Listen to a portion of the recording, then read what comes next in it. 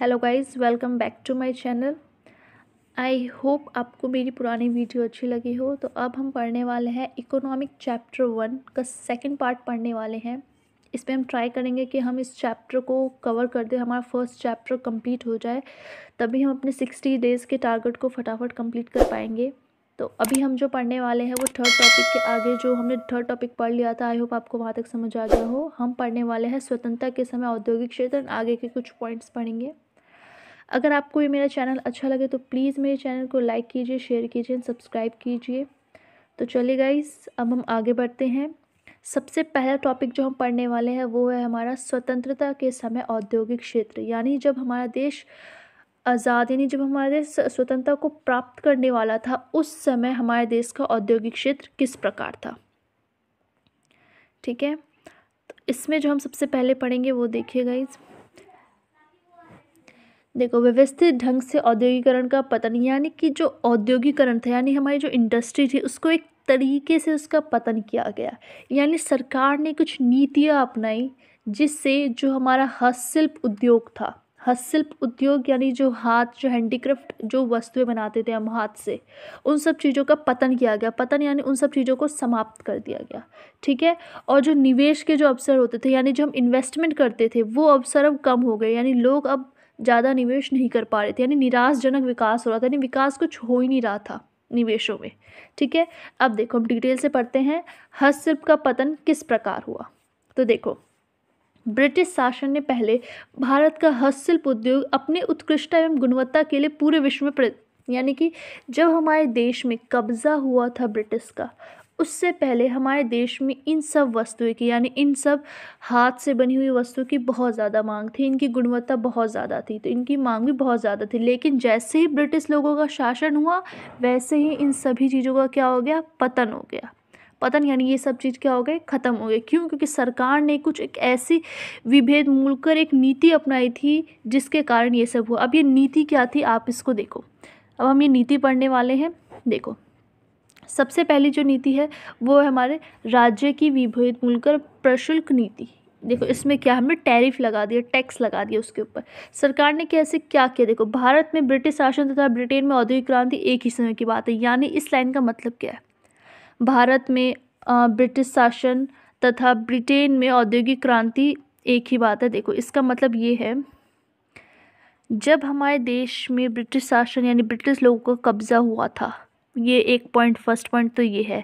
दूसरा पॉइंट ये है कि ब्रिटिश में, यानी ये मान लो ब्रिटिश है, ब्रिटिश में जब फैक्ट्री लगना स्टार्ट हुई थी, क्या लगना स्टार्ट हुई थी, फैक्ट्रियाँ लगना जब स्टार्ट हुई थी, यानी औद्योगिक यानी फैक्ट्री लगना स्टार्ट हुई थी, ये दोनों एक बात है। फर्स्ट पॉइंट देखो, जब हमारे देश में ब्रिटिश का कब्जा हुआ, फर्स्ट पॉइंट ये।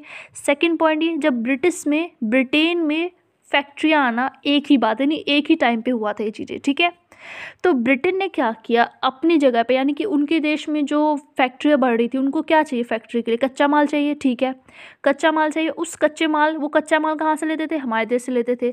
फिर उस कच्चे माल को वो अपने देश में ले जाते थे, फिर उससे सामान बनाते थे, यानी एक प्रोडक्ट बनाते थे। फिर उसको बेचने के लिए उनको बाजार चाहिए, और वो बाजार कौन बना, भारत ही बना। यानी भारत से वो कच्चा माल लेके गए, अपने देश में प्रोडक्ट बना और हमारे देश में बेच दिया। ये थी एक विभेद मूलकर प्रशुल्क नीति। ठीक है, जिसमें क्या था, वो बिना किसी शुल्क के, यानी जब हमारे देश से, यानी ये हमारे इंडिया है, हमारे इंडिया से जब वो ब्रिटेन में सामान लेके जाते थे तो किसी भी प्रकार का वो शुल्क नहीं देते थे, यानी एक पैसा नहीं देते थे अपने देश में ले जाने के लिए, कुछ नहीं हमारे देश में, यानी कि हमें कुछ प्रॉफिट ही नहीं होता था। ठीक है, और जब सामान लेके आते थे हमारे देश में, तब भी बिना पैसे के लाते थे, लेकिन बेचते तो बहुत ज़्यादा प्राइस में, यानी कि एक टाइप से हस्तशिल्प में थोड़ा कम प्राइस में बेचते थे, लेकिन फ़ायदा तो ऑटोमेटिक किनको फ़ायदा हो रहा है, ब्रिटिश लोगों को ही फ़ायदा हो रहा है। ठीक है, इससे हमें कुछ फ़ायदा हुआ नहीं हुआ। नीति क्या थी, दोबारा हम अच्छे से पढ़ते हैं, नीति थी क्या, इन्होंने क्या किया। फर्स्ट नीति ये थी, देखो फर्स्ट नीति को हम पढ़ते हैं। फर्स्ट नीति क्या थी कि ये क्या करते थे, हमारे देश से कच्चे माल को लेके जाते थे अपने देश में। ठीक है, उस उधर से जो प्रोडक्ट बनाएंगे, उसको प्रोडक्ट को बेचने के लिए क्या चाहिए, उनको बाज़ार चाहिए, और बाज़ार भी कौन बना, हमारा देश ही बाज़ार बना।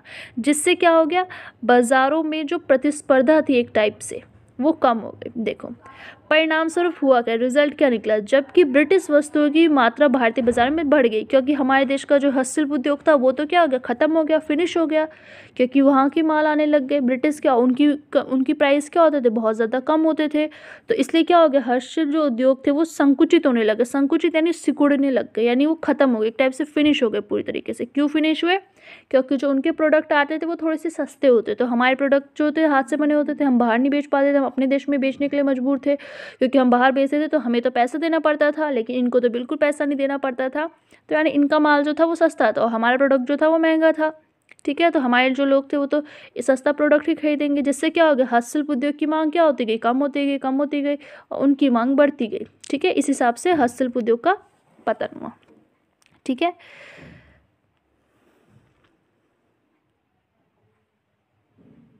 अब हम पढ़ने वाले हैं राज्य दरबार का लोप। अब देखो राज्य दरबार का लोप क्या है, यानी कि जो राजा महाराजाओं का शासन है वो खत्म हुआ। कब खत्म हुआ, देखो जैसे ब्रिटिश लोग आए, जो भी राजा महाराजा नवाबों सम्राटों, इन सब को हस्तशिल्प यानी हाथ से बनी हुई वस्तु बहुत पसंद थी। लेकिन जब राजा महाराजा ही नहीं रहेंगे तो हाथ से बनी हुई वस्तुओं को खरीदेगा, यानी कि वो एक टाइप से बचा के रखते थे, कि हस्तशिल्प को बचा के रखते थे। जैसे कि ताजमहल जो बनाया वो भी हाथों के द्वारा एक कारीगरी के थ्रू बनाया गया, उसमें बहुत सारी भी कारीगरी की हुई है, तो यानी वो हस्तशिल्प को बढ़ावा देते थे। लेकिन क्या किया, ब्रिटिश लोग आए, इन्होंने राजा महाराजा को ही खत्म कर दिया, तो कारीगर यानी कि हस्तशिल्प को कोई संरक्षण दे पाएगा, यानी कोई उसको बचा पाएगा, नहीं बचा पाएगा। जब उसको कोई बचा ही नहीं पाएगा तो वो क्या हो जाएगा, ऑटोमेटिक पतन हो जाएगा। ठीक है, अब देखो ये हम बात किसकी कर रहे हैं कि हस्तशिल्प यानी हाथ से भी बनी वस्तु का पतन किस प्रकार हुआ। पहला पतन तो ब्रिटिश लोगों ने विभेद मूलकर नीति अपनाई, ठीक है। दूसरा किसकी वजह से हुआ, राज दरबारी फिनिश हो गए।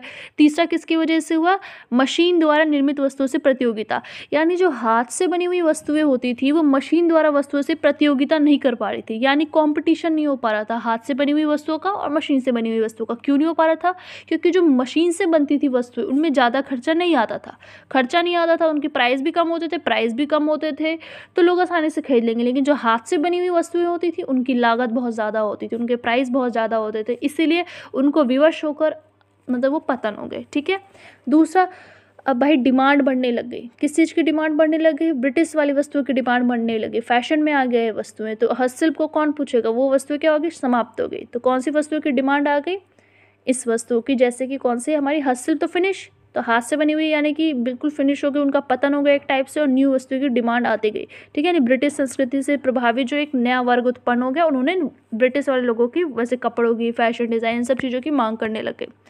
दूसरा रेलवे का आगमन हो गया। रेलवे का आगमन यानी रेल बन गए, तो इसके थ्रू क्या होगा, ब्रिटिश से वस्तु आसानी से हमारे देश में आ पाएंगी, आसानी से हमारे देश में आ पाएंगी, तो खर्चा उतना ज़्यादा नहीं होगा, तो इनके प्राइस बहुत कम होंगे, प्राइस कम होंगे तो इनकी मांग बढ़ने लगेंगी, ऑटोमेटिक हस्तशिल्प की मांग क्या हो जाएगी, फिनिश।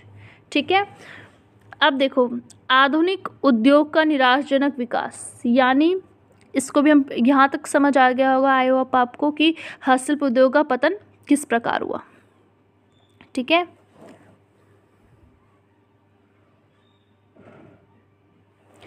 अब हम पढ़ने वाले हैं आधुनिक उद्योग का निराशाजनक विकास, यानी कि जो नए नए उद्योग थे उनका में कोई विकास ही नहीं हो रहा था, एक निराशाजनक विकास हो रहा था, यानी नाम मात्र कुछ परसेंट ही विकास कर पाए थे, ज़्यादा विकास वो कर ही नहीं पा रहे थे।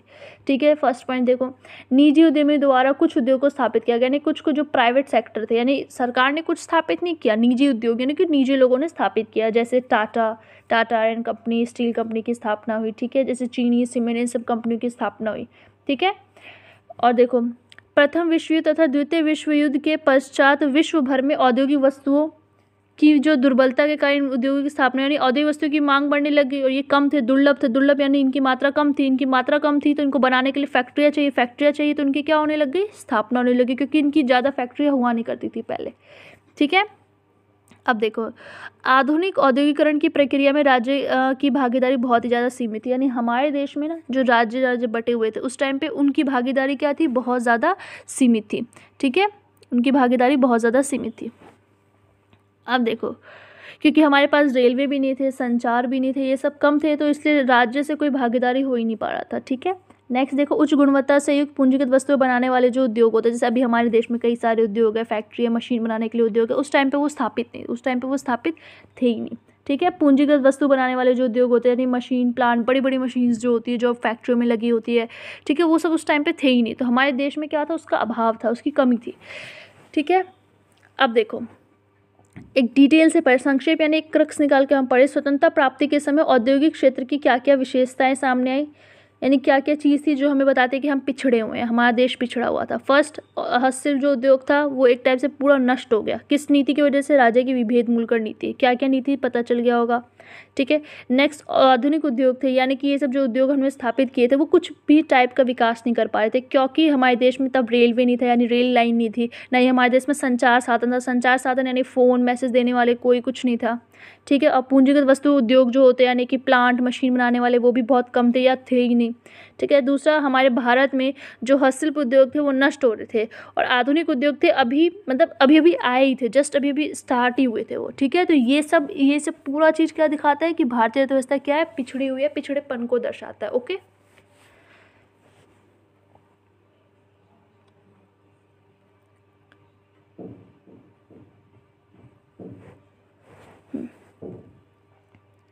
गाइज अब हम पढ़ने वाले हैं ब्रिटिश शासन के अंतर्गत विदेशी व्यापार, यानी जब ब्रिटिश शासन था तब किस प्रकार से व्यापार होता था।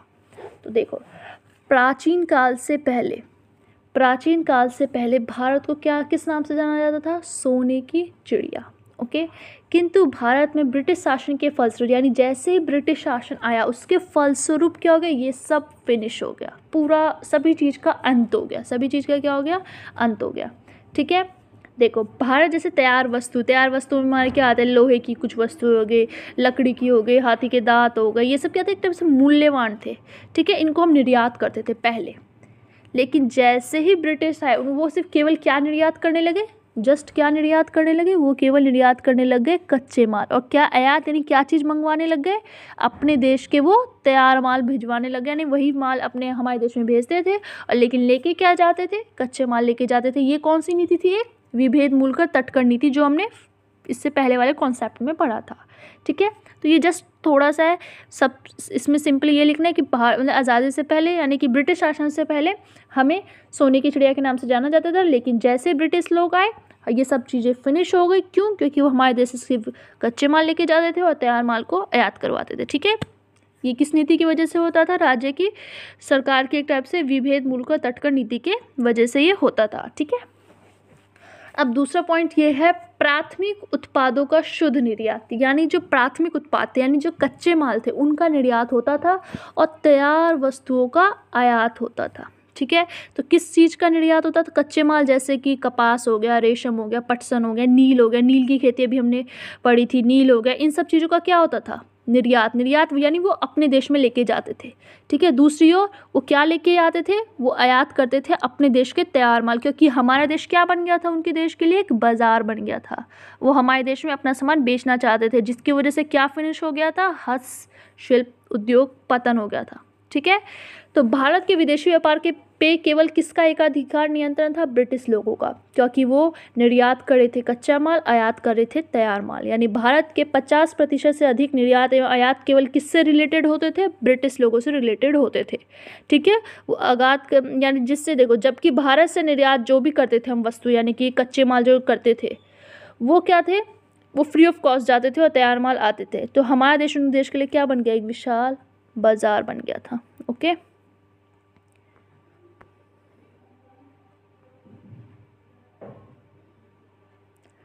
गाइस अब देखते हैं, हम ये पढ़ते हैं। अब हम पढ़ने वाले हैं व्यापार में आधिक्य, यानी कि व्यापार में आधिक्य, यानी कि हमारे व्यापार जो होता था बहुत ज़्यादा होता था, लेकिन उससे जितना भी प्रॉफिट होता था वो केवल अंग्रेज़ों के लिए होता था। यानी देखो, अब जितना प्रॉफिट होता है हम अपने देशों में लगाते हैं, जैसे रोड बनाने में, एजुकेशनल के लिए, इन सब चीज़ों के लिए लगाते हैं पैसे, लेकिन उस टाइम पर जितना भी प्रॉफिट होता था वो हम केवल अंग्रेज अपने लाभ के लिए यूज़ करते थे, जितना भी सरप्लस यानी जितना भी पैसे बचते थे। तो देखो क्या क्या इस आधिक्य का कारण क्या था? बड़े पैमाने पे वो क्या करते थे, वस्तुएं यानी कि कच्चे माल निर्यात करते थे और आयात करते, यानी कि ये बात ध्यान रखना, जैसे कच्चे माल को निर्यात करना वो एक पिछड़ेपन की निशानी है। हमें क्या निर्यात करना चाहिए? तैयार माल तुम जितना ज़्यादा निर्यात करोगे वो उतना ज़्यादा अच्छा है, लेकिन अगर तुम कच्चे माल निर्यात करोगे वो उतना ज़्यादा पिछड़ापन है। नेक्स्ट पॉइंट देखो, व्यापार शेष के आधिक्य का उपयोग वे देश की समृद्धि यानी देश के विकास में नहीं करते थे, बल्कि वो उसका उपयोग किस में करते थे, अपने अपने सेना के या अपने चीज़ों के यानी जो उनके ऑफिस के जो रिलेटेड खर्चे होते थे उन सबको पूरा करने के लिए करते थे, अपने युद्ध के खर्चों को पूरा करने के लिए करते थे, यानी कि हमारे देश के लिए वो कुछ खर्चे नहीं करते थे। ठीक है, ये सारी क्या है, ब्रिटिश लोगों की कमियाँ हैं, वो क्या क्या करते थे। ओके,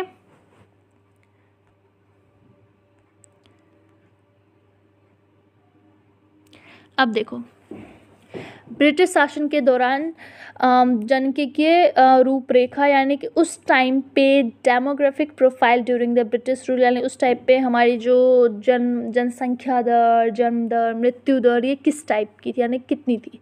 तो देखो, जन्म दर में मृत्यु दर, जन्म दर में मृत्यु दर दोनों ही ऊँचे थे, यानी कि ज़्यादा लोग पैदा भी होते थे लेकिन उतनी तादाद में लोग मरते भी थे। लेकिन अब क्या है, जन्म दर तो ठीक है, मृत्यु दर अब कम हो गई है, क्योंकि मृत्यु दर कम होना ठीक है लेकिन बढ़ना ज़्यादा ठीक नहीं है। वो किसको दर्शाता है, एक टाइप से निधनता को दर्शाता है। ठीक है, देखो, शिशु मृत्यु दर, यानी कि शिशु मृत्यु दर का मतलब क्या होता है, 1 साल से कम बच्चों की मरने की संख्या जो होती है वो उस टाइम पे बहुत ज़्यादा थी। ठीक है, जो दिखाता है कि उस टाइम पे जो हमारा स्वास्थ्य जो सेक्टर था, यानी कि जो हेल्थ का जो सेक्टर था वो उतना ज़्यादा अच्छा नहीं था। तो जीवन प्रत्याशा यानी कि तुम कितने साल जी सकते हो, तुम कितने साल जिंदा रह सकते हो, एवरेज जो उस टाइम पे एवरेज कितनी थी एवरेज 32, लेकिन अब इस टाइम पे बढ़ गई, यानी कि नॉर्मल ज़्यादातर नॉर्मल 70 के अप्रॉक्स रहते हैं जिंदा। ठीक है, क्यों, क्योंकि वो बहुत ज़्यादा प्रिकॉशंस यूज़ करते हैं, बहुत अच्छे तरीके से रहते हैं, सुविधा यूज़ करते हैं, जागरूक है अपनी चीज़ों के लिए। तो उस हिसाब से पहले उतने ज़्यादा लोग जागरूक नहीं होते थे, अनहाइजीन होते थे, उतने ज़्यादा नहीं था। ठीक है, साक्षरता दर का मतलब होता है कि लोग कितने पढ़ लिख सकते थे उस टाइम पे। लोग नॉर्मल उस टाइम की बात करें तो 7% या 16% ऐसे लगभग बहुत ज़्यादा कम था। ठीक है, जो बहुत ज़्यादा कम है, एक पिछड़ेपन को दर्शाता है हमारे देश की। लेकिन अब ये बढ़ चुका है, सबसे ज़्यादा केरल में है ये चीज़। ठीक है,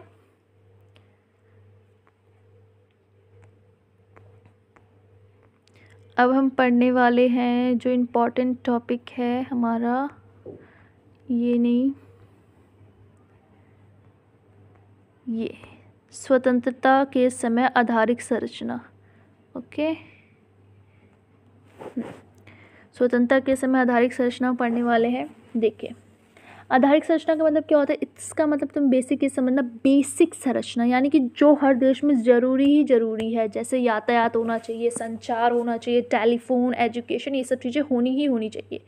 ठीक है, सामाजिक परिवर्तन क्या होता है, यानी समाज को बदलने के लिए जो हम चीज़ें यूज़ करते हैं, जैसे शिक्षा सबसे ज़्यादा इंपॉर्टेंट है, स्वास्थ्य, ये सब समाज को बदल, ये सब क्या होते हैं, देश की समृद्धि की एक टाइप से नींव होती है। यानी हमारे जिस देश में जितना ज़्यादा ये होगा, यानी वो देश उतना ज़्यादा विकास होगा।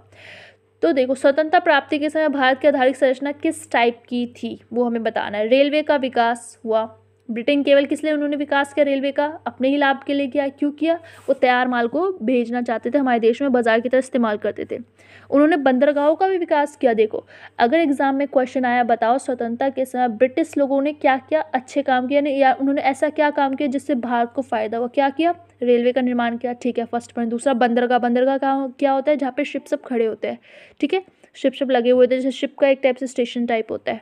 फिर डाक तार का विकास किया, यानी कि पोस्ट सर्विस का। और देश के विभिन्न भाग में उन्होंने कच्चे माल को पहुंचाने के लिए सड़क का निर्माण किया कि कच्चे माल कहाँ तक पहुंचे, बंदरगाह। और ये बात ध्यान रखना, उन्होंने ये सब जो किया था एक टाइप से अपने ही प्रॉफिट के लिए किया था, कि वो अपने माल को जगह जगह भेज सके, अपने देश के, यानी कि अपने माल को जो बेचना चाहते हैं, अपने तैयार माल को जो बेचना चाहते हैं, उसके लिए उन्होंने इन सब चीज़ों का क्या किया, विकास किया। ठीक है,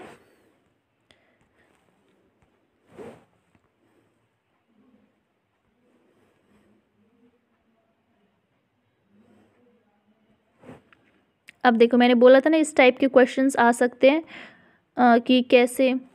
तो देखो, क्वेश्चन बन के आ गया, क्या भारत में ब्रिटिश शासन का कोई सकारात्मक प्रभाव था। यस था। तो ऊपर के सारे पॉइंट्स लिख सकते हो, देन ये पॉइंट्स लिख सकते हो। ऊपर का फर्स्ट पॉइंट क्या था, रेलवे का निर्माण हुआ। सेकंड पॉइंट, बंदरगाह का निर्माण किया। फिर डाकघर का निर्माण किया। फोर्थ पॉइंट, उन्होंने क्या किया, सड़क का निर्माण किया। ठीक है, और अब आगे के देखो, कुछ उन्होंने ऐसे काम किए जो सकारात्मक थे, यानी किसी किसी के कैसे इफेक्ट थे, पॉजिटिव इफेक्ट थे। फर्स्ट पॉइंट, कृषकों का व्यापारीकरण, यानी कि हम जो पहले थे ना, वो केवल अपने निर्वाह के लिए खेती करते थे, लेकिन जब ब्रिटिश लोग आए, उन्होंने हमें सिखा दिया कि चीज़ों को बेचना भी, उससे फायदे भी कमाने, उससे प्रॉफिट भी कमाना, यानी बाजार मूल्य पे उसको बेचना, उत्पादन करो फिर बेचो। ठीक है। रोज़गार के उन्होंने नए नए अवसर की खोज की। ठीक है। दूसरा, अकाल पर नियंत्रण, यानी कि पहले बहुत ज़्यादा अकाल होते थे लेकिन अब अकाल थोड़े कम होने लगे। क्यों? क्योंकि हम अब जगह जगह तक खाद्य सामग्री पहुंचा सकते हैं जल्दी से जल्दी। जहाँ पे सूखा हो रहा है वहाँ पे पहुंचा देंगे। पहले बहुत ज़्यादा सूखा वूखा अकाल वकाल पड़ता था लेकिन अब नहीं। ठीक है। फिर उन्होंने मौद्रिक प्रणाली लाई, यानी कि मुद्रा का लेन देन होना चाहिए। पहले तो वस्तुओं का लेन देन होता था लेकिन उन्होंने मुद्रा प्रणाली लाई, यानी मुद्रा का निर्माण किया एक टाइप से। ठीक है। दूसरा, कुशल प्रशासनिक प्रणाली, यानी कि इफेक्टिव प्रणाली बनाई, यानी लोग अच्छे से काम कर सकते हैं, यानी कि अच्छे से फीडबैक दिए, वो अच्छे से काम करेंगे, इस टाइप से उन्होंने निर्माण किया। तो ऐसे कोई से भी तुम्हें अप्रॉक्स 7 पॉइंट्स तो लर्न होनी चाहिए, ऊपर के 4 पॉइंट और यहाँ के कोई 3 पॉइंट्स। ठीक है। आई होप गाइज आपको मेरी वीडियो ये अच्छी लगी हो। अगर आपको मेरी वीडियोस अच्छी लगी हो तो प्लीज़ मेरे चैनल को लाइक कीजिए, शेयर कीजिए एंड सब्सक्राइब कीजिए, और अपने फ्रेंड्स को शेयर कीजिए जिनको इस चैनल यानी जिनको इस वीडियो की नीड हो। तो मिलते हैं हम नेक्स्ट वीडियो में और हम आगे के चैप्टर्स को फिनिश करेंगे।